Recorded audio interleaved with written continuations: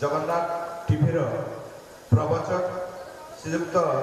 शेषधाम साहू महोदय को अनुरोध करी दयाकोरी मंच उपरे आसी आसन ग्रहण करते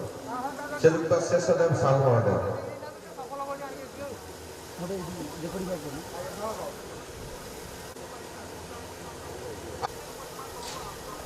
गोप अंचल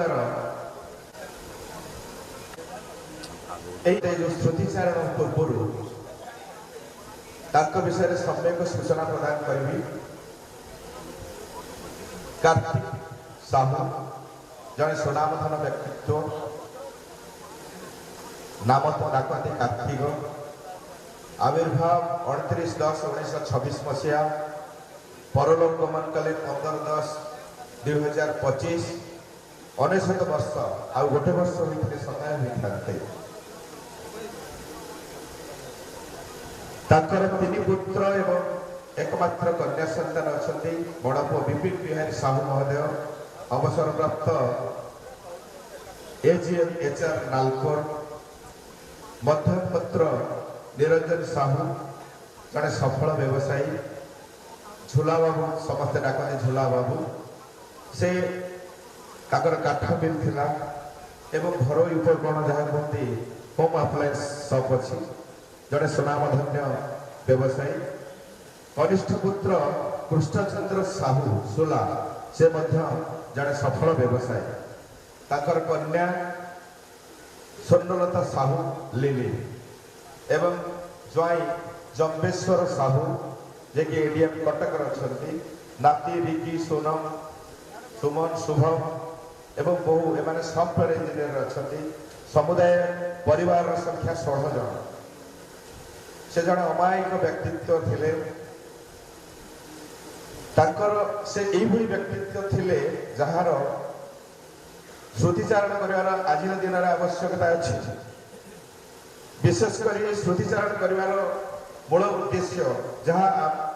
ये समाज में एक वार्ता देवार सूचना विशेषकर से स्वाधीनता पूर्व से लुगा व्यवसाय करते ब्लॉक चाउल एजेन्सी 1956 मसीह प्रथम थर ए अंचल धान तेल चूड़ा मिल करते काठ पेशिया मिल रेगुलियर करते से जड़े सफल चाषी मोट 70 एकर प्राय 70 एकर जमी धान एवं अन्य चाष करते 1997 मसीहा अक्टोबर 29 एक स्कूल खोली जार नाम थिला आर्तत्राण कार्तिकेश्वर विद्यापीठ शिमिड़ी नुआगाँ तत्सहित बदान नेता से समय समस्त पाखे आदृत है जितेबले 1999 मसीह महाबात्या आसला